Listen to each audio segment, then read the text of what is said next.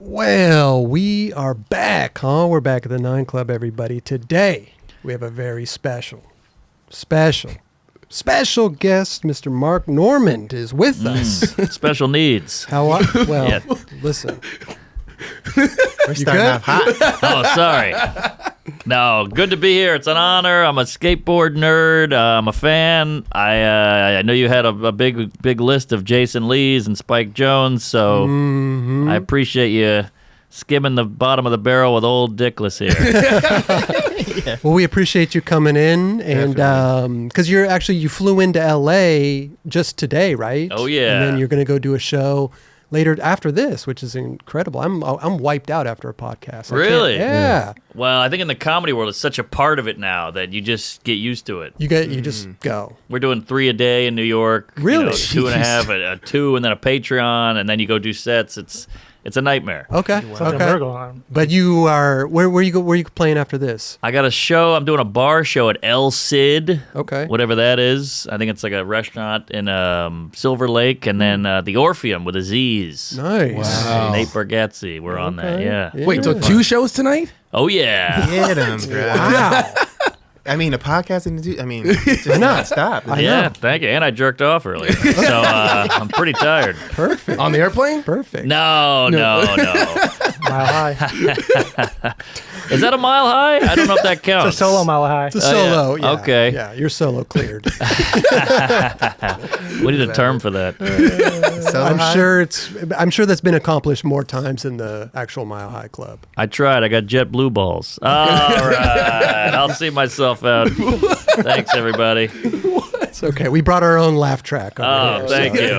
Yeah, What do you got him in the weird dunce child Thanksgiving chair over there? What's going on with that? Put him in the corner. He's got his own thing going on. Okay. There, you know? Time out. It's, yeah. Permanent time out. He's good. He's good. Okay. I used to have to press a button to talk for 5 years. Ooh, well, we got to bring that back because I'm already annoyed with him. Totally. No, just kidding. See, Kelly? See? It's all good. But thank you for coming and kicking it with us. We know you're a big skate nerd. And skate, you rip. I mean, I saw you the first time. I mean, I got to be honest with you. I mean, I know you've been doing comedy for a while, but the first time that I saw you and started following you was Jankum did a piece on you. That's right. Ian Mishna and them. And it was rad. I was like, dude, this dude's sick. Oh, thanks. Yeah. Well, I'm stiff as a board. Those guys hit me up out of nowhere, and the skating's in my roots. You know, I still pass by a driveway. I see the wax. I see the wax on the bench. I see, that'd be a good line right there with a gap at the end, 3-stair, whatever. So it's still in me. You know, it's like AIDS or herpes. You can't get rid of it. Jeez. That's a true skateboarder, though, really, when you could just, go down the street and be like, oh, yes. I can see, and you don't even skate anymore. So. And you're looking at it, and your buddies are like, what the fuck are you looking at this curb in a bush over here? Yeah. Exactly. You're like, ooh, that ledge is going down the 3. That'd be an easy grind, Yeah. So, yeah, it's all still in there. So when those guys hit me up, I said, what the hell? And now with the power of editing, I can try to do a 50-50 backside shove it for about 6 hours. And then if we get one where my toe drags, we'll take it. Yeah. Well, the toe dragged, but it looked like you did it pretty quick. Thank you. Yeah. It took hours. It didn't look like you didn't break a sweat or nothing. I appreciate it, but it's crazy how it all changed. I used to be the young whippersnapper out there, and then you'd have the old man Charlie with the cane going, "Hey, get out of here, you queefs," or whatever. And now I'm that guy. I see a skater run by, I'm like, "Geez, man, he could knock my hip out." Yeah. Right. What, you grew up in New Orleans? Yes, sir. And so I take it you just started skating out there when you were younger. What age did you start? I started probably 13, and my friend had a board in his garage. I just started kicking it around, and then that was it. Nice. I never did sports, really. I was in judo and stuff like that, but I didn't like the team aspect, which is similar to stand-up. It's individual. And we just all bought boards. We all became hooked, and we would literally skate on a summer day from 9 a.m. to 11. It was the whole thing. That was it. Yep. And, it was better times. No social media, no internet, just and then try to find a 40 at the end of the night and, you know, live it up. Definitely. And did you ever try to get sponsored or make sponsor me tapes or film videos with your buddies? I never did. I guess we just, you know, I say it was for the love of the game, but I would have taken a sponsorship in 4 seconds, you know. Whatever you got, bushings, I'll take anything, you know. Sure, sticker packs. Yeah. We had a local skate shop called Humidity, and we'd go there, and the guys were older, and they were cool, and they were tatted up, and they were alcoholics and drug addicts and probably ex-cons. So I loved the lifestyle, but I was never that good. Yeah. I wasn't good enough to get... If I did a 360 flip down a 4-set, that took all day. That's pretty good, though. Yeah. I mean, for how old were you when you were doing this? You know, 14, 15. Okay. Yeah. Especially back then. I mean, For sure, it takes time. Yeah. What is it, mid-90s, late 90s? Yeah, something like that. Yeah. 96, 97. Okay. Were any of your buddies good, or were they going to get sponsored, or? We were all okay. We were passable. One guy, we would do a big thing every 6 months. Like, my friend would kickflip off this giant gap, and it would take all day, but he would do it, and that was like a big milestone. But that's the hard thing about comedy skateboarding, is you gotta top your last thing. Yeah. And then you start falling, and then the falls get worse, and then you start trying to get laid more, and then that takes over. You get a girlfriend, now you're skating less, and you're drinking more, and You need to find balance. That's definitely... It's a vicious definitely how cycle. It happens. is. Yeah. But because I always feel like there's always one guy in the group who's like the best. yeah. You know, and like I was never that guy, unfortunately. But, you know, that guy never becomes sponsored or anything. They just it's crazy. Well, it I usually know. falls to like the girlfriend stuff, That's true. or like a car. Some people they get into cars. Yeah, exactly. Cars. Yeah. We had one guy in New Orleans called Warren Day, and he was like this kind of William Wallace. He was 7 feet tall. He you know, there's all these stories about him. He could chug 6 handles of vodka, eat out a girl, and then do a nose grind down that rail, you know? And you're like, wow. And he would show up every now and then and just bust out a crazy trick and leave. I don't know what he's doing now, but he was like the guy when I was doing it. Were you watching, because when you walked in, you saw Jerron, you were like, girl. Yes. Like, you know, yes. so you grew up watching. I've seen your face so many times, man. And I said chocolate, but I came later. He's like, well, no wonder I don't know you. But Well, the chocolate girl, they were hand in hand. sure, you know? sure. Yeah. But did you grow up watching like Goldfish and? Dude, yeah. I mean, Welcome to Hell. Oh. I had a 411 subscription. And then I had a Thrasher subscription. Because my dad's like, I need you to read. I want you reading more. So I was like, all right, give me a Thrasher. And I had Trans World. Now Trans World is a gay bar I go to. But I had, let's see, Welcome to Hell, Mouse. There was a couple that really, the Plan B one. questionable or virtual reality. Yes. Yeah, those really sunk into my taint. So, yeah, but Mouse was huge. I mean, just the Spike Jonze, the Charlie Chaplin thing at the end, I loved. Yeah. I loved all that because I went to film school. So I was like, this is creative and different and weird. So, yeah, that was huge, man. That's awesome. Yeah. Your part, Mike York. Oh, yeah. There's a couple guys who really stood out on that. I think the whole video is one of those videos. It's like a movie that you could watch at any point in the video and just keep going. Yeah. Chico Brenes. Yeah, he was great. Yeah, and then Bird. What was that one? The Birdhouse one that was big. The End. Yeah, that was fun. Kirchart was gnarly. Yeah, these guys still going? I mean, okay. You said Chico Brenes. He's still going. Yeah. Wow. Yeah. We just had a photographer, Dave Swift, on the show. He was telling us all these Heath Kirchart stories of him. There was a big, I think it was the cover of the magazine with the American flag. He was backtailing a rail. Yes. All these great stories. definitely. It's so good. Well, I think, Jesus, I keep saying comedy because they're so similar. There it is, the parallel there. A lot of parallels, but skateboarding, when I was banging, it was a lot grittier. You had these Ali Boulala types who were, getting hammered and lighting themselves on fire and jumping in the LA River or whatever the hell. The piss drunks. Yeah.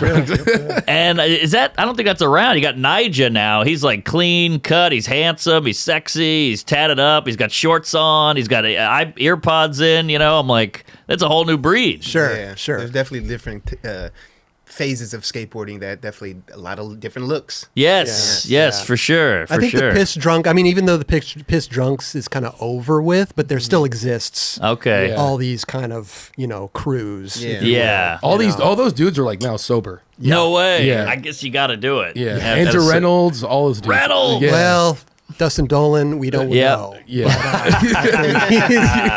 Zero, right? He was on Zero. No, he was on Baker. Oh, was he Baker? Dustin Okay. Dolan, yeah. I get those mixed up. Both hooligans. Yeah.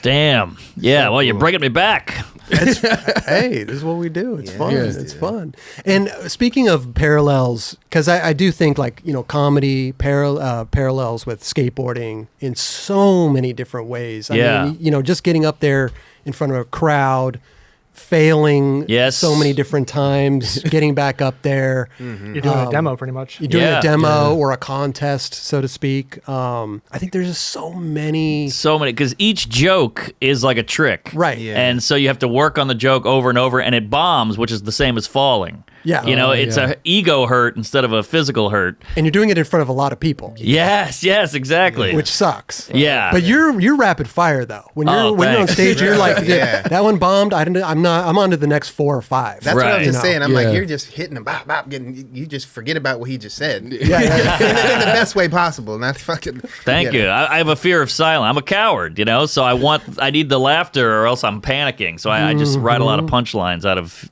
fear, pretty much. It works, bro. It Thank works. you. I appreciate it. But I feel like I'm sure skating had to play some part in that. Yeah. I mean, growing up skating and going through failing to try a trick for all day, like you were saying, a tray flip down 4 stairs, even. Definitely. And then transitioning into comedy. Which I feel like you started comedy at a later age, kind of. 22, 23. 22? Okay. But I mean, I started in New York and it was so hard to get traction. And, it was kind of pre-social media wasn't what it is today with the TikToks and the Reels and all that. So you just had to do it kind of open mic, build a minute, build 2 minutes, build 3 minutes, and maybe get on TV, maybe get on something. So, yeah, it took a while for me. Sure. I did it the hard way.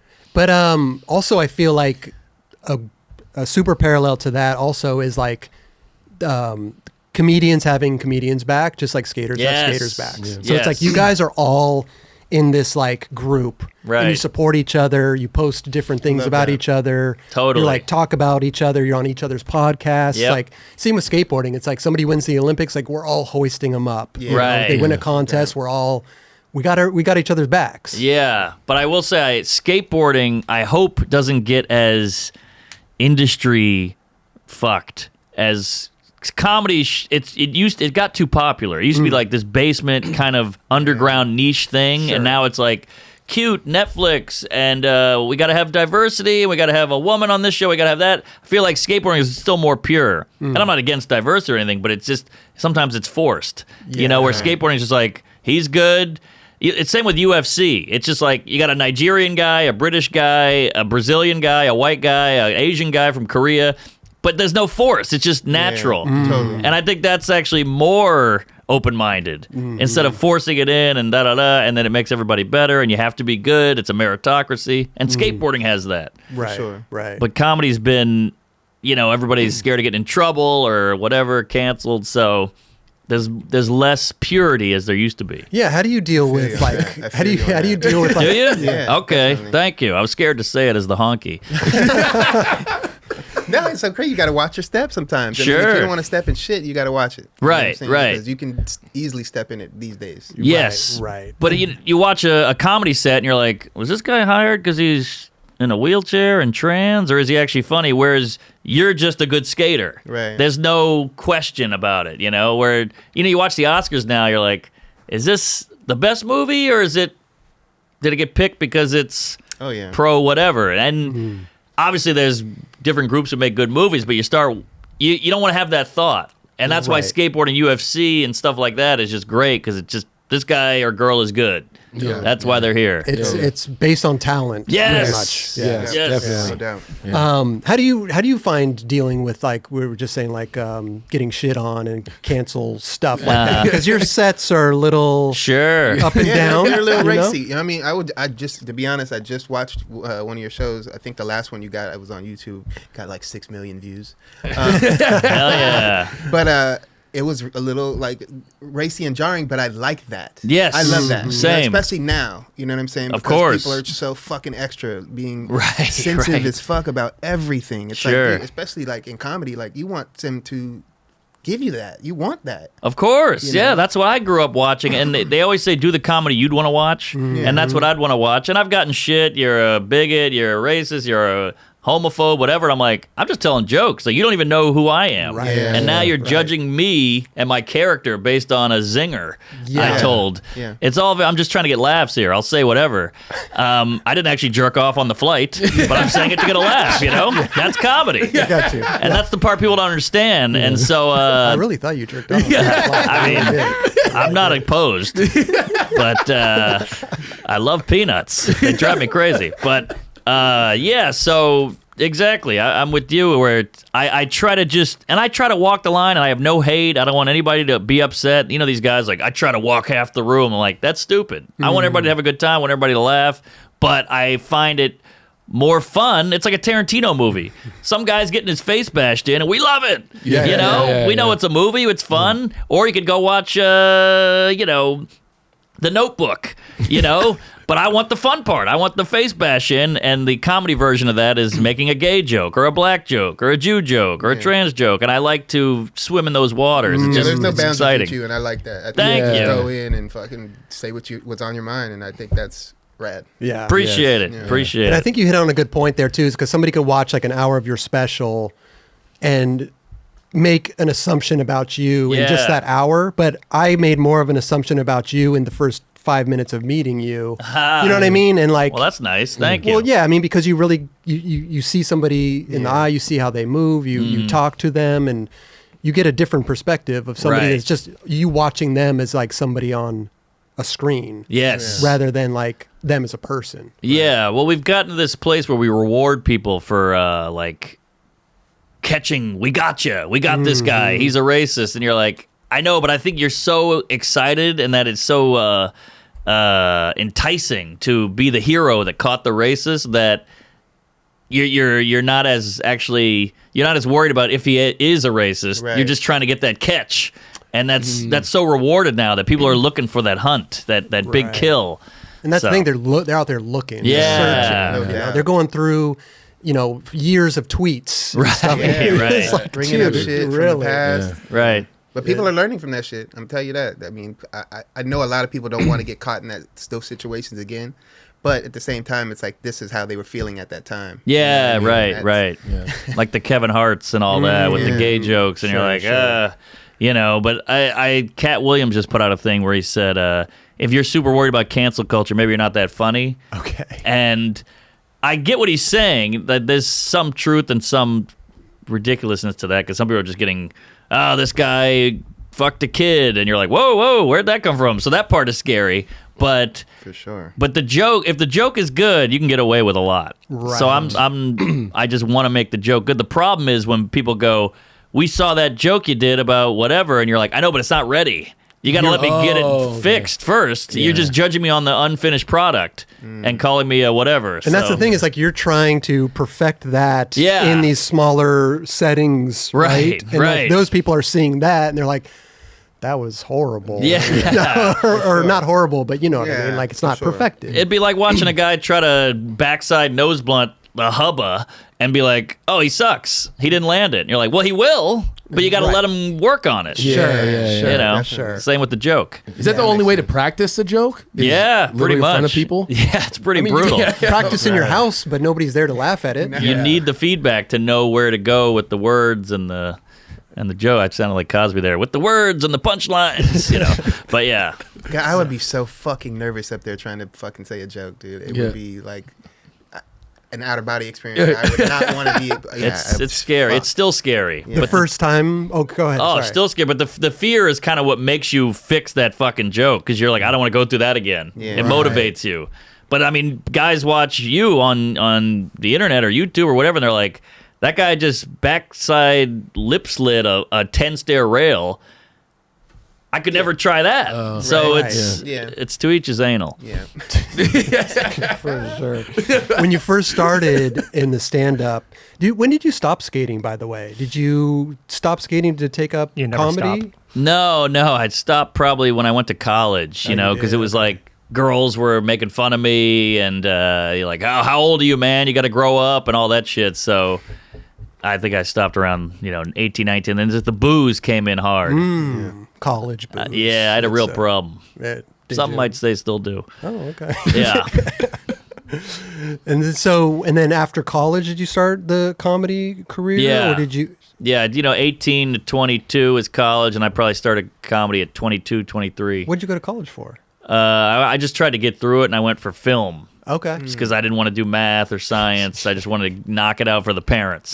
Sure. Yeah. Make them happy. Yeah, but skating, it's one of those, if you don't keep up, it just fades away. And you have your little muscle memory stuff, but you get older, and it's tough. You got to be out there doing it, right? Yeah. I mean, even with the whole pandemic stuff, I'm sure, did you get rusty not going out? And Totally. Same again, another parallel. If you don't do it, you will get rusty and your muscles will atrophy. Right. Yeah. So your brain atrophies. Yeah. So you got to do it, and you got to pick, all right, do I want to keep skating? Does this mean a lot to me? Am I getting enough out of it? When I nail that trick, is it worth it to keep going? And then you fall, and then who knows? Sure. The great thing about comedy is you can just do it when you're 90. You know? Yeah. True. True. Forever. Yeah. Your feelings can still get hurt, though. True. And they always will. That's just part of it. Yeah. Was that hard starting out? Because like Jerron said, like just trying to get up there on stage, even if it's in front of a little cafe or something, which I That feel first more time. intimidating. Way going more. in front of Oh, like yeah. a Way little more. cafe. Definitely. I mean, was it just some people would quit? I Yeah. feel like it's like Of course. it's like, oh, I got hurt. I always hear this with skating. I got hurt too much. That's why yeah. I stopped Yeah. skating. Yeah. It's like Totally. the same with comedy. It's like to try to weather that storm and try to actually figure out if you are funny, that people enjoy you. Was it hard battle trying to, or did you just enjoy going up there? Well, the reward is so good because I'm Right. scared too. I had stage fright for years. I'd have to get really drunk, but I'm a weird guy and I got weird thoughts. But I feel like maybe this is something here. And the idea of regurgitating your thoughts in a nicely packaged way and have people respond, to me that was like, all right, this is it. I love Yeah. that. Yeah, this is the one. It's like a lady where you're like, I can just feel it. You feel, yeah. And I just went all in on it. And I had, my parents weren't really. Supportive in that way. Well, the feedback, they were never like, that was really smart what you said, or like I never got, and I'm not knocking them, they're nice people, but I think from the audience giving it, these strangers are saying that was brilliant or whatever, that was hilarious, and I was like, I need this. Yeah. So Sure. It's a little fix right there. yes, it's a fix, and it's a need fix. Like it wasn't just like this is fun. I was like, I need this shit. Right. So Did you know you were funny like before you know what I mean? Like Did people tell in you? the process, Yeah. did people tell you along the way? yeah, class clown, all that stuff. I won funniest in high school in my senior year. Okay. But I was a dweeb. I had braces. I couldn't meet a girl. I was nervous. I was a bedwetter. Okay. I had all kinds of problems. So comedy was all, and I grew up in a predominantly black neighborhood. So comedy was big. Accept me, please. I'm cool. I can make you laugh. So it's all a discomfort thing. Who Right. were some of your favorites as far as like comedians like growing up? Oh man, I was obsessed. I mean, I loved not just stand up. I loved Bill Murray. I loved like Eddie Murphy, Pryor. I loved the old SNL. I loved old Seinfeld. I liked old Ellen. I liked Mel Brooks movies. I liked old Cosby is great. I mean, yeah, I was all in on comedy. I was like Love it. Three When you- Stooges, you name it. When you were a young kid, you were Oh yeah. Oh, wow. Oh yeah. Just who doesn't like funny? Yeah. Yeah. Even The Simpsons, all that shit. Huge. Yeah. Did you have an idea that you wanted to become a comedian later down in the line, or? No, I had such low self-esteem that I could never. It'd be like being an astronaut. That's for Steve Martin. That's for Eddie Murphy. I can't do that. Yeah. And then you start getting desperate when you're in your 20s and your parents are like, what are you gonna do? You got to pay the bills. You got to get your shit together, and so you just start trying stuff. Wow. Yeah. I was trying to think about the parallel because skateboarding is like you make sponsor me tapes, you send them out to get sponsored. Yeah. What's that like in the comedy world? How do you get started? Well, it's different now with YouTube. Now you can just put it out there. It might go viral. And then agents are hitting you up. Hey, who's this guy? Hey, we want to market you or put you on the road or whatever. But back when I started, it was just you showcase, you get a good 10 minutes or 5 minutes. You go to a club, you go, please audition me. They go, yeah. Then you get into the club. Then you work your way up. You build more material. Maybe a guy sees you or a lady sees you. They bring you to open. Now you're kind of in the mix. Now you're getting better and better and getting in front of real audiences. And then you send a tape to a Fallon or a Conan or a Colbert or whatever it was back then. And then now you got a TV credit. So now you can call clubs and go, hey, I've been on Jimmy Fallon. Please book me. Now you're working the clubs on the road. And now you're flying out to places and staying in hotels and all that. And then you just go from there. Then maybe Comedy Central will give you an hour, or Netflix gives you an hour, so that it's just a slow progression. So there's kind of a ladder to climb. A little bit, yeah. Definitely. Because you've been on Conan, you've been on Conan like 6 or 7 times, right? 8, but who's 8? counting? But again, that show's over and that all is gone. It's like but still, it's experience. Sure, you Conan O'Brien, legend. It's an honor. Colbert. Did one of those. Did a Corden. Did a James couple Corden. Fallons. Yeah, so. But that's not the name of the game anymore. No. One TikTok that clicks, that's more useful than a 1-9 Club. It's crazy. Well, that's why James Corden. This is going to do wonders for your career. Right. I'll take it. But that's why I look at like a James Corden, right? Like in that industry, like what kind of an audience do they have at 1:30 in the morning, right? But he's on YouTube doing carpool karaoke. He's doing this. They're actually they're putting all their material back on YouTube, right? And creating more content for YouTube. Yeah. To get out there. I think he's retiring though after the years. I think he signed 1 more year. Corden? Yeah, I heard that. That's fun. But what was the point where you felt like you got a big break in comedy, like where people started noticing you? Well, let's see. In the begining days, I got to open for Amy Schumer, and she was blowing up. Yes. So that was big. And how then did something like that come about? Crazy story. I was at a club, and I got a spot at this club. This was a nice club. I was lucky to be there. I think I got like 6 minutes. I was the new guy. They hated me. And I was bombing on stage. I was nervous. I had one joke work, and she happened to walk through during that one joke and heard the laughter and was like, oh, that was funny. Oh. Who is this guy? And we chatted in the green room, and she was like, I'm doing some gigs if you want to come with me. I was like, yeah, whatever you want, I'll do it. And then I watched her go from clubs to theaters to the Garden to the arenas to movies. So I was lucky enough to be on that hitch a wagon on that star. Now she's at the Oscars. It's crazy. Wow. And but you've also been on her show too, right? Oh yeah, she threw me a bone on the show. Threw you a bone. Yeah, but then like Seinfeld saw my Tonight Show and was like, who's this guy? And then he hit me up. So you never know. That's why you got to do everything. Is he sending you a DM? What's going on with Seinfeld? How is this happening? It's a good question. I did the Tonight Show. He saw it. And then, who knows, months later, I was at a club, and he does the drop-in. He's a big, giant star, so he does the drop-in, and he bumped me, which is standard. And I was like, oh, my God, Jerry Seinfeld. I used to watch, the show with my parents. I mean, he's a legend. He took your spot. He took my spot because, you bump the nobody. He's the legend. Yeah. Okay. And he went up and had a good set, and then I had to follow him.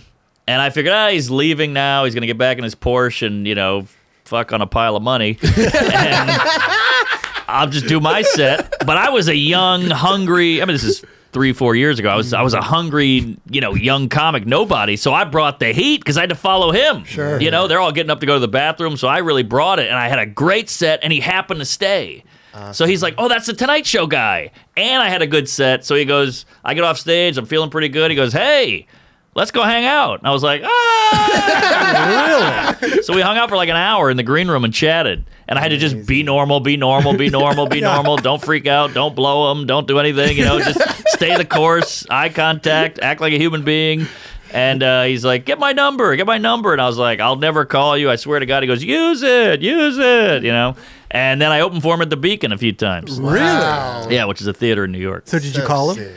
I text him. I don't want to call him. Okay. Yeah. What do you text Jerry Seinfeld? I wouldn't even know what to say. I wouldn't even know what to say. Hi, hey, what's up? It's Like, terrifying. Go back, let me How you doing? There's a lot of deleting, a lot of editing. It's like a supermodel. You don't want to blow it, Yeah. But I would just text him when it was like a big thing, like when a comedian would die. I'm like, oh, that's a shame. He's like, I know, he was one of the greats, because he's not texting me, you know. So I had to come with something. You got to initiate. Yes, exactly. So he's a car guy, so I bought a Beamer, an old Beamer, and I was like, hey, check out my new car. He's like, wow, this is a great car, and then we chatted about that. So it's got to be some kind of nugget. Yeah. I can't just go, how are you? Right.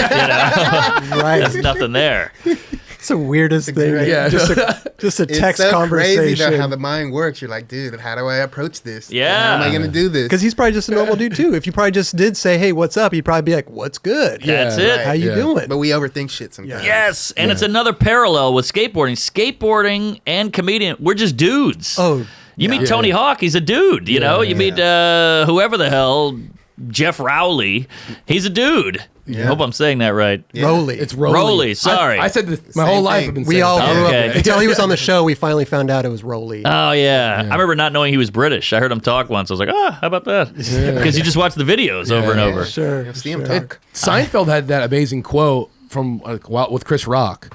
He was like, those skateboarding kids are Yes, Yeah. yes. And that was cool that Jerry Seinfeld was the one that put that together, right? I couldn't believe that when he said that. It went 'cause- viral through the skating. Oh, did it? Oh, yeah. yeah, People yeah. were posting that stuff left and right. Because he's an old guy and a rich guy in a blazer, so you'd think he'd be like, you fucking kids, get out of here. But no, he went the other way. Yeah. Love it. Yeah. That was huge. I remember hearing that and be like, wow, I didn't see that coming. Same thing happens with me, though. I will joke around here, too, is be like, oh, somebody DM'd me or this or that, and I'm like, I don't know how to respond to this guy.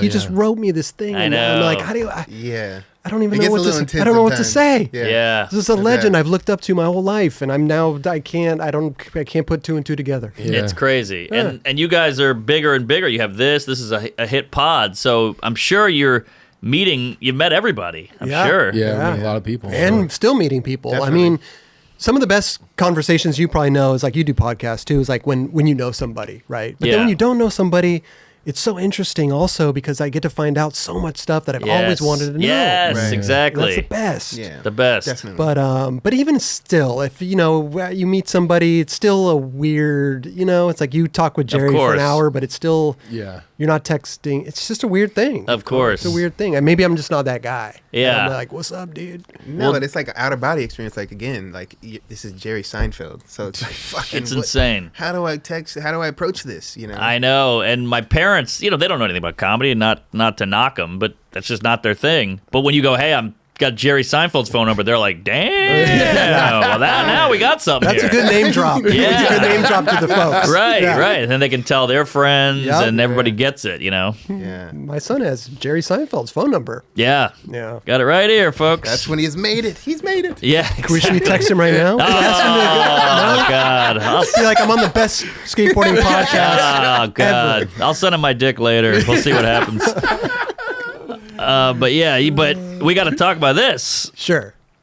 What did you think? And you guys are pros. You guys are the real deal. What'd you think of the Tony Hawk doc? I still haven't seen I it yet. haven't seen it either. The asshole in the room. I loved it. The asshole in the room. Raj Yeah. loved it. Yeah. Raj, There's Raj. Yeah. Hey, there you are. You weirdo.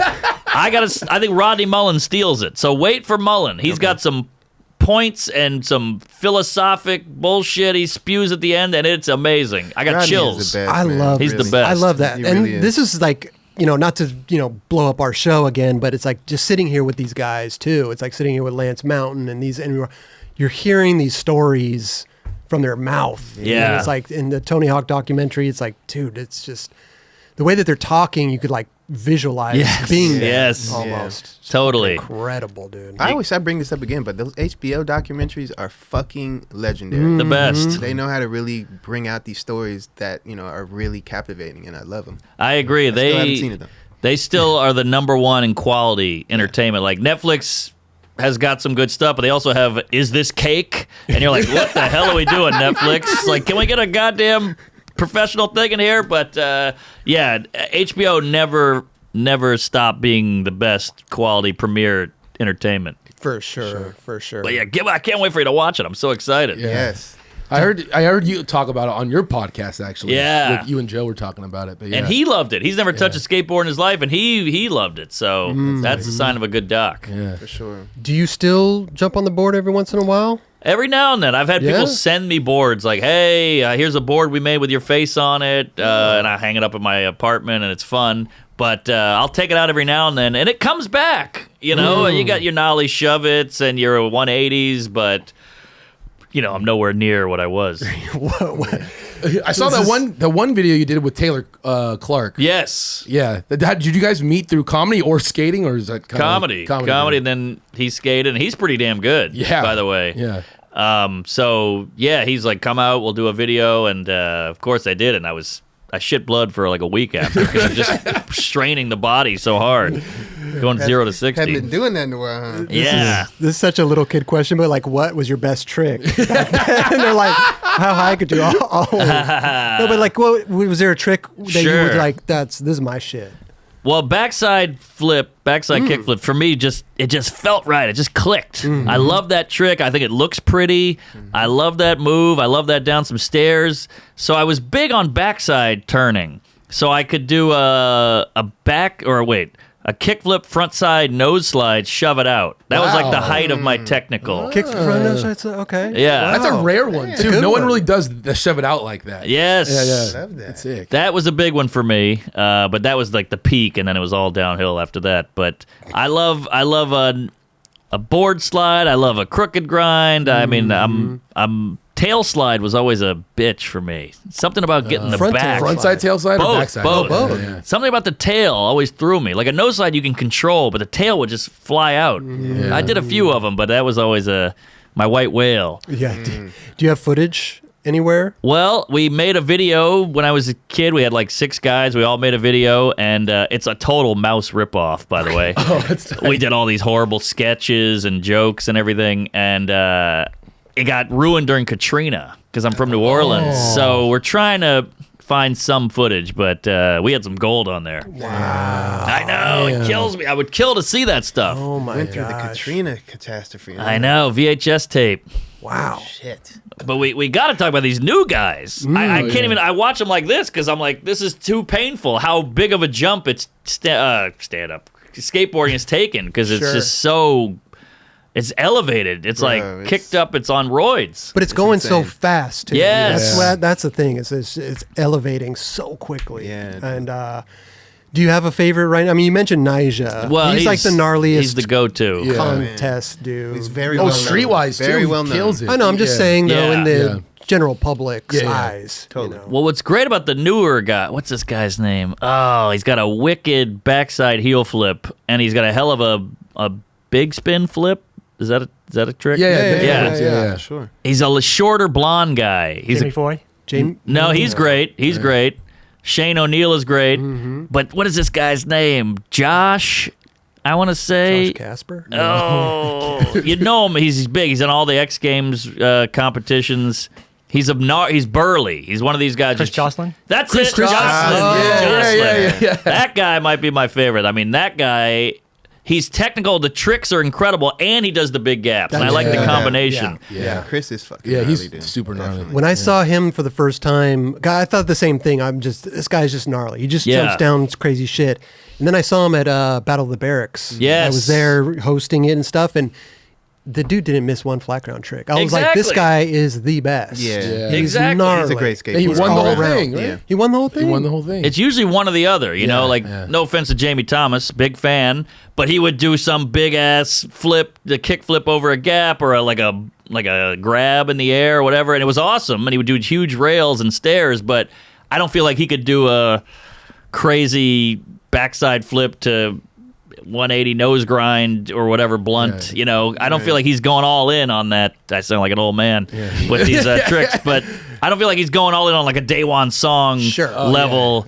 You know, but Jocelyn has both. He's incredible. He's definitely talented, man. He's amazing. And these young guys, not only they're doing crazy shit, but they ride away so smooth. You watch an old video now, it's a lot of like, whoop, whoop, whoop. I mean, they get it, but there's a lot of sloppiness on the way out.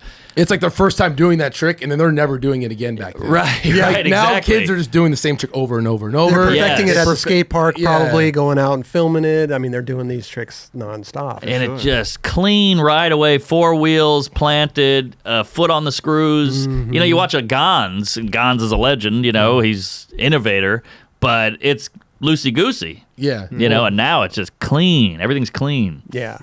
Which I like it. Sometimes I want to see a little sketchiness. I want to see the style. I want to see the rawness, you know. I like both. You know, not knocking either one, but I do like a little sketchiness. Skateboarding has evolved overall, you know. And it is what it is. It is what it is. Yeah.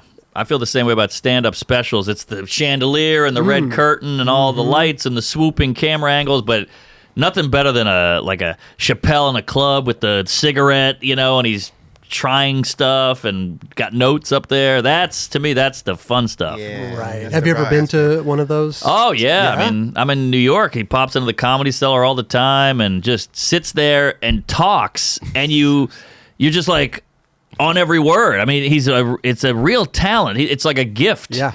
I don't think you can manufacture that. I think he's just got it, and it's fun to watch. He's evolved too, though. Like, his delivery, and now how, like you said, he's just up there talking. And there's a point at the end, like these big points. Right. Like, fuck, dude, that was amazing. I know. He's taking you for a ride where he hadn't done that before. You know totally, what I mean? So definitely, like, his skill level is definitely very surpass where he was. Oh yeah. But then cut to me, who's got to have a laugh every 10 seconds, or I piss myself. You know, where he can just sit in it, and you're not bored either. So that's a real talent. Right. Yeah, but I like your style too. I like the firing. I like the machine gun. Just get him. I appreciate it. Thank you. One of my other favorites, legend, rest in peace, Mitch Hedberg. Oh yeah. Not familiar. Didn't see anybody like him. Just his delivery, the one-liners. I mean, one of the great. I mean, brilliant one-liners. Like, rice is great when you're hungry for 2,000 of something. Yeah, you know, it's those kind of jokes that make your brain go, "Oh shit, I never thought of it like that." You know. He's got a million of them. Yeah, he's the type of dude that like would say a joke and like no one, if someone else said it, it wouldn't be funny. For sure. It has to be the way that he's doing. Right. He had the rhythm. He was a heroin addict, and you could see it. And he was shaky and weird and kind of like old jazzy. He had a rhythm to him. Yeah. What's another great one? I'm against picketing, but I don't know how to show it. Yeah. You're like, oh, that's brilliant. Genius. Yeah, he was great. All right. Yeah. He'd laugh. He'd kind of laugh at his own shit. Yeah. All right. So like skateboarding, you know, when you're filming video stuff, you're doing tricks. It's like ABD already been done, NBD's never been done, and stuff like that. I and didn't know that. Yeah, I mean, you try not to do the same tricks as other people, you know, like the same spots and stuff like that. So, same spot. but I mean, like comedy, it's kind of maybe similar too, because like, you know, I'm assuming you listen to all these other comedians telling their jokes, but you don't want to pull anything from their routine. No, totally. So I'm like, how do you? That's the one big difference is you guys can just do tricks that exist. Sure, there's new tricks coming out all the time, but we got to write a brand new joke that's never been told or thought up or, you know, put down on an album or a TV. So that's the hard part. But I'm sure that it happens though. Like, a comedian thinks of something all the time, all across the state. All the time. They're telling almost the exact same joke. I've had bits where it's on YouTube, and somebody's like, "That's a John Mulaney bit, you fucking thief," and I'm like, "Well, what year did his come out?" And they're like, 2018. And I'll show them on YouTube. I did this in 2012, and they're like, "Oh, all right," and you're like, "Jesus Christ!" You have to like fucking. I know. Show like sometimes. I mean, I would just be quiet. I wouldn't even fucking say anything. I know. But I like that you fucking like, nah, dude, this is fucking real shit. Yeah, Look at this yeah. Trademark your shit. I got timestamps. I don't want to be called a thief, so you gotta prove them wrong sometimes. Especially in your craft, bro. Exactly. I mean, look, we don't have to name names, but there's known thieves, and it just ruins your whole rep and your whole career. Damn. So yeah, it's a delicate thing, that whole stealing thing. Yeah. Is there like comedian beef? Oh yeah, Yeah? for sure, Okay. for sure. Yeah. I mean, look, you got these giant egos and different strong personalities clashing, and everybody's competitive, and everybody wants to make it, and we're all struggling, and we're all, as Bill Burr would say, we're all eating a shit sandwich out here. So you claw and fight your way to get to the top, and of course, it's gonna bump some heads on the way. Sure. I feel like the smaller people probably beef more than the bigger. And now with social media, it's worse because you just can attack easily, where before you had to do it face to face or behind their back, and you could kind of hash it out. Whereas now it's just fuck you on Twitter. And they're really doing it. Yeah. That's whack to me. Yeah. I agree. I agree. think that, definitely. Internet beef amongst your peers. Like you guys you're doing the same shit. You guys Completely are trying to agree. do the same, going to the same place. Yeah. Why do you got to shit on somebody? Yeah, let's build them up, bro. I know, but you're sane. You guys are sane. There's a lot of psychos out there. There's some skate beef No, sometimes. I mean, not really? to say that there's yeah. not. There definitely is, For but there's sure. there's not that much to the point. We'd have something to talk about all the time if that was the case. That's true. True. That's true. You know? I think more so back then, Yeah. in the 90s. Oh, Yeah, Yeah, early 90s. 90s all day. Yeah. If Yeah. we had social media in the early 90s. Oh, forget it. I'd love to see some old Duran tweets back in the day. I don't even know. I don't even know how I would be getting down. I might spew out some crazy shit, but I don't know. Yeah, well, I'm very Call tame in this people type of T-dogs. shit. that's the way to do it. Yeah. Because you start boozing, and you just got that phone right there. You know, Yeah. it's not good. Different time, man. Is there like things against skateboarding? You don't do like, it's kooky to do the mall grab your board by the trucks. I don't know if you heard of that. Oh, is that bad? Yeah. It's just like kind of like that person has no idea what they're doing. It's the weirdest thing, though, because it's the most comfortable way to carry I it. know. It really is. I Yeah. always say it, but it's the most really is. comfortable way. Well, what do? You hold it Side- sideways, sideboard. yeah. Yeah. And the grip tape scratches your clothes. or Sure. your finger, Yeah. so, but the mall grab, I don't know why it's frowned upon. It's I know. a great way to carry your board. I'm such a nerd. I still do the thing where you pop the nose and catch it like that. You grab the board. Yeah, that's Yeah. actually No, kinda cool. that's kinda cool. Oh, okay. Yeah. I figured that was dorky. We'll give you a list. Please, after please. the show. Please do. What are some things in comedy that are similar to that? You would think. You would say? Well, you got your like airplane peanuts, or men and women are different, or we have those hacky kind of Standard issue. Yeah, priest will fuck you, fuck kids or The whatever. low-hanging fruit. Yeah, that's kind of our thing. And running the light is really bad. If you get lit at a comedy club, that means you have a minute left. So some guys do another 6 minutes, and like it fucks over the other comics. It ruins the show rhythm. So there's all kinds of etiquette things in comedy that you got to abide by. Yeah. When you're at a comedy club, like say, like on Sunset or something, like, is there what's an average time that you're up there? 15 minutes is probably the standard. 15 but minutes. sometimes a guy like a Seinfeld will pop in, so you get lower down to 8. Because the show typically runs an hour and a half. That seems to be the weird amount of sitting people can handle before they get just restless. Okay. So yeah, show's about an hour and a half. Then that's a showcase show where you have a host and like 5 comics. And then you have the headlining stuff, which is where you go see Chris Rock and he has an opener. Right. And he does an hour and the opener does 20 or whatever. Ah, yes. Yeah. Yes. And you did a Netflix thing, but it wasn't was it a special? It was or a half. Was it, They do a thing called the half hours or the stand ups. Okay, yeah. And it's kind of like get your foot in the door, and then maybe you can do an hour later. So I did the half, so we're fingers crossed. yeah. There you go. But now I got to build an hour material just in case. I was going to say, even 15 minutes, is that hard to build? Oh, especially for me, just because those jokes, each yeah. joke lasts 14 seconds. I was gonna. You're based on how you spit them out. Yeah. So like a Hedberg guys like that, it's just once that's 11 seconds. What else you got? What else you got? You got to fill more time, and so it takes forever to craft. Because even if you write a joke, you want to edit a lot of it and cut the fat so it's less boring. Right. You don't need all these extra words, so that whittles you down even more. So a full set, I mean, takes sometimes like these albums. A lot of these albums, like why Chris Rock's first album, Killed 'Em Softly, Chappelle's, like the first one takes 10 years. Because not only are you learning comedy, but you're just doing the best of the best, and that will really, really whittle you down. Yeah. But then you get better and better, and then you can do like a special every 2 years because now you know how to do comedy more and know how to produce new material. And remembering all that material, so the way you do it, it's like, fuck. But I know you have I'm sure there's like a strategic way of like the setup where you're kind of, right. You set yourself up for the next joke. Yes, exactly. You transition, and you wrote it, so it means something to you. So you're not going to forget it. Like, you meet somebody with 9 kids, you're like, how the fuck do you remember all these kids' names? Because they're your kids. They're yours. They got a teleprompter. Right, right. Do you have a teleprompter, like in any way of like what joke is next, or do you just remember? Only on TV they give you that. Oh, okay. Just because they don't want to fuck you in front of a million people, So they put like bicycle, dog whistle, whatever your jokes are. They put you a bullet point. Really? But at a club, it's all you. So the teleprompter, you tell them, hey, I'm gonna do. I mean, what on a late show? What do you got? Like 5 minutes? Yeah. So you tell them 15 jokes. Yep. They're gonna Bullet start point. listing them off. Yeah. And it just kind of starts scrolling as you go. Does that help or does that not help? It does because usually I know it so well because I'm on TV, so I really prepare. But sometimes you get that brain fart and you just, I don't know what the fuck is next. Oh, thank God, bananas. Oh, all right, holy shit. There's a famous story of Sebastian Maniscalco, one of the biggest comics in the world. Funny. Very He's funny. Really funny. Love And he goes on the Tonight Show, and this is, I don't know, 6 years ago. So he was big, but he wasn't where he is now. And he just blanks and forgets. He does the first joke, and then just it all goes out.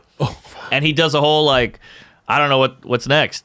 And his whole family's there. He's got a suit on. It's 30 Rock. It's Fallon, and he's like, this is embarrassing. Wow, I never thought this would happen. And it's like a minute of that, and then he just remembers it, and then he does it, and they edit it, and it looks great. So no one really got. They edited it. Okay. But he said he walked off like my career's over. I blew it. it. But the power of editing. I don't even know if I'm supposed to tell that story. But Well, 6 years ago. yeah, he's doing fine. We all know they edit those He was shows. supposed to be where he's at right now. Come on now. That's not going to ruin anything. Yeah. Good point. Good Yeah. point. That dude's a legend. I think a lot of it, his delivery Oh, yeah. is so good. Yeah. And he says a lot of stuff we're all thinking. Like, you go to the airport, people are wearing sweatpants and they're fat and all that. And you're like, shit, I was thinking that, You said it, I was thinking it. But I just saw him at Madison Square Garden, and it was amazing. Yeah. Yeah, it was I'd love really to go great. to one of his shows. Really great. And Peacock.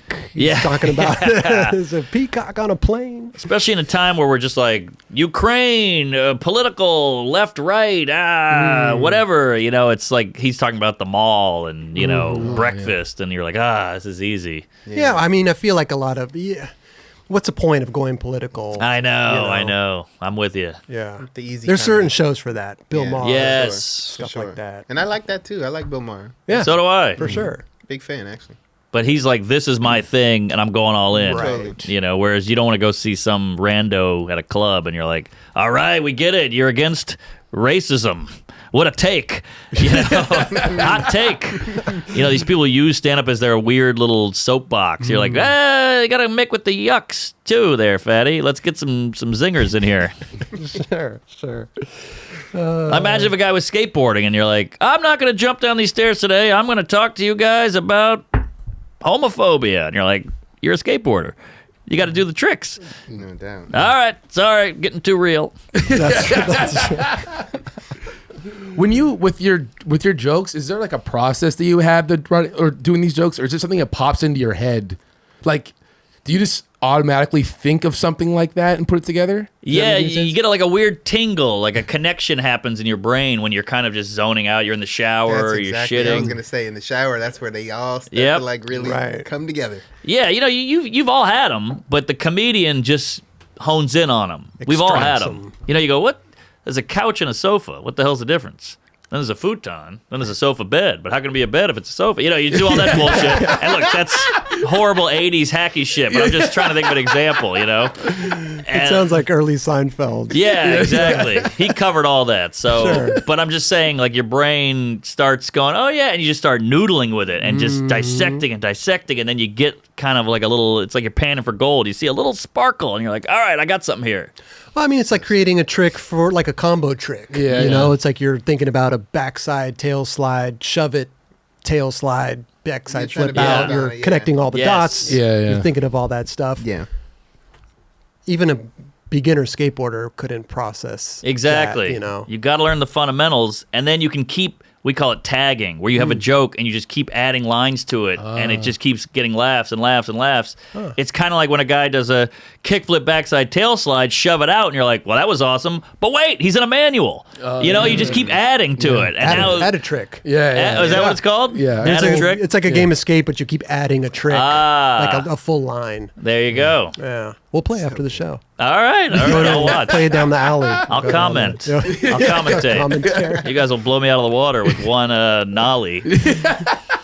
So what else? What are you gonna do? You came to L.A. For the Netflix for the Fest. Netflix Fest. Yep. Is this hopefully another foot in the door over there? Sure, I think once you're on the network, they bring you to the fest, so it's nice to be included. And I got some killer shows. I'm doing the Greek with Kreischer. I'm doing Aziz at the Orpheum tonight. Doing the Improv tomorrow.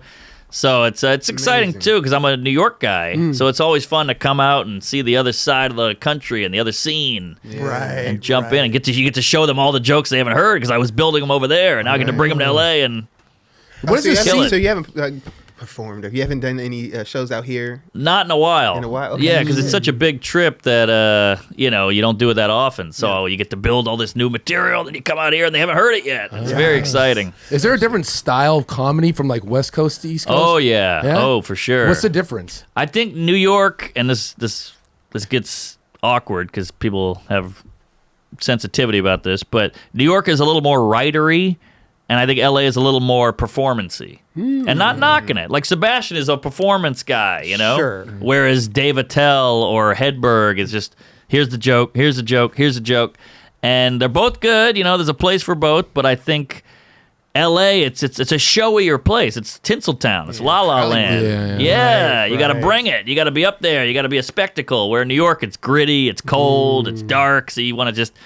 Come on, Bo. It's the city that never sleeps. It's a New York minute. So if I'm not laughing in 30 seconds, I'm bored. You're out. Yeah. So you got to just machine gun. I feel like Jamie Foxx stand-up is like a performance. Yeah, Like he's very putting on LA. a show. Yeah. Definitely. Dane Cook was very LA. He did his New York time, but he was, big. So do you feel like it's harder to come out here and do comedy? No, because that's the beauty of New York. Everybody likes jokes. I don't Sure. care who you are. So if you got jokes, even if you're not that performy, the jokes are good enough, hopefully, to stand alone. For sure. Where you can just stand there. You don't have to tap dance. Yeah. You should put tap dancing in the routine. Maybe. That would be funny because I'd be so bad at it. Tell a joke and then do a little tap Yeah, dance. do a little tap dance. What about skateboarding? Is there a West Coast, East Coast difference at all? I think so. I think there's for sure. There's different Really? terrain, Yeah. for sure. It's like a lot harder. I think it's harder to skate on the East Grittier. Coast. It's Definitely. Yes. no doubt. I mean, they're skating Yeah. cellar doors and Right. all kinds of stuff. They're in the Yeah. streets. It's more, I'd say, raw. And like LA, clean sidewalks. Yes. Yeah, You they're know, they're kind of dealing like. with the weather and shit out there. Sure. There's a lot of, 100%. Like, they got to hibernate and shit. For sure. Yeah. Yeah. And a lot of them come. That's true. A lot of them come out here during the winters. Yeah. Right. And skate out here. True. But it's definitely. I mean, like Zared Bassett comes out here during the summer, and you're like, dude, this dude's skating way different than anybody out here. Yeah. you know? Interesting. So Yeah. it's definitely. It's Yeah, I'd say so. I wonder if LA or California, I should say, is they're better skaters because you get X amount more daylight per year. So that's just more hours, and that probably adds up. for sure. Not to mention, there's a skate park every block now, like a Starbucks. Right. It's growing up. I had to drive to Santa Barbara to go to a skate park. Right. Powell Skate Zone. Yeah. now it's like kids can go everywhere. There's one right here. 20 minutes. There's literally one. This Venice skate park is right there. Oh, skate park. amazing. You got Stoner Park up here, right down the Westchester street. up here. There's so many options. What? They're everywhere. So do you guys hit those? No. Is that for kids or what do you think? No, we go for everybody. go- No, that's yeah, for Okay. everyone, yeah, yeah. for sure. But Is- there's just so many of them. That's amazing. They'll build a park and you don't even hear about it now. Wow. Well, skateboarders now, there's a few of them that have their own skate parks. Right. Paul Rodriguez has one up in the valley. So like, we have a pleasure of skating an amazing skate park to ourselves. Yeah. Unbelievable. So it's pretty cool. The barracks Wow. is kind of private too, Yeah, in, yeah. in a way. Sometimes they Sure. do stuff Quite there. a few private parks out here, that's for sure. Wow. Paul Rodriguez, by the way, the perfect example. His dad's a famous comedian. Yeah. So it's Yeah. just Yeah. perfect intersection of comedy and skateboarding. Totally. Yeah. He's great. Oh, I was a big fan of Paul Rodriguez, Oh, yeah? the comedian. Yeah. But the skater's killer. Oh, he's amazing. He's talk about smooth. Yeah. That guy. And he's getting into acting too. Ah, He's well, getting a bunch of acting he gigs and He's a stuff. handsome Garcias. man. Yeah. Oh yeah. Oh, yeah? He's in that new show. Yeah, the What Garcias. is it on HBO Max? I think so. Yeah. All right, P-Rod. Yeah. What about the ladies? Now, when I was banging, skateboarding was fringy a little bit more. So you get the weirdo chain wallet gal who had the low jeans. So you could see the weird hip bone, and purple hair or some shit. But now I feel like I see hot gals out there rooting you guys on. Now, there's a lot of great skateboard girls out here right now. Yeah. Oh, yeah, they're that's true skating too. Yeah. incredibly now. I was talking about the fans, but Oh, no. Oh, the fans? Fans, yeah. Oh, they're. I mean, are women into skaters? I guess. Okay. Yeah. But the female skaters have really. I mean, it was Alyssa Steamer when I started. That was right. it. Yeah. Right. Oh, it's. Oh, no, it's evolved. Now it's. I heard Tenfold. some fact that was like a third of the skateboarders are women. these days. No. Yeah, I heard Is that right? Yeah. Wow, Now that's it's, like, great. acceptable, amongst the women should have always been doing this shit, but now Yeah. it's like more relevant than ever. Yeah. Good for them. They're killing it. Straight Yeah, up. they're in the That's- Olympics. Oh, yeah. yeah. Whoa. Yeah, the girls skating in the Olympics was probably the most entertaining to watch of Yeah. all the Hands skating down. in the Olympics. Yeah. That's tough because that was the only way you could impress a lady back then. And now she's like, oh, I can blunt slide too, bitch. And you're like, ah, damn it. That's all I had on you. But good on them. No, they're out there killing it. I love down. it. I love it. They're And the camaraderie, dude. Like you were saying in Yeah. the Olympics, they were just like all fucking bigging up each other and really, Yeah. waving and holding the flag for each other, which is cool. yeah, I love Hell that. yeah. Love that. It's a really a pretty sport. I'll just put it on and like not even turn the sound on and watch it. It's soothing. Obviously the spills and the falls are brutal, but when you get a good line going and the filming is just right, it's I could watch it all day. Are you keeping up with like the newer videos that are coming out and stuff like that? Trying. I'm not. It's just so much now, but I just find my like 10 people and I just watch them on YouTube. And the fully flared was big. I know that's older, but Iconic video though that changed Oh, a lot yeah. of skateboarding. Really? It did, Yeah, yeah, definitely. Oh. yeah, Big time. yeah. yeah. So that was huge. It's much like comedy where there's a lot of great ones, but there's like 10 amazing next level people. Right. You got your Rock, your Burr, your Chappelle, whatever, and then I feel like that's the same with skateboarding. Yeah. There's a lot of greats, but there's some Right. gods. Sure. What was the last one that you could think you can compare that to? Like you said, like there's the Fully Flared that came out that changed the game, but what about in comedy? What was one big special someone put out that changed it for you? Well, let's see. Bill Burr had some specials where you're like, oh my God. But Chris Rock, to me, when I was younger, was like, oh, I've never seen anyone be this funny, relevant, and interesting before in my life.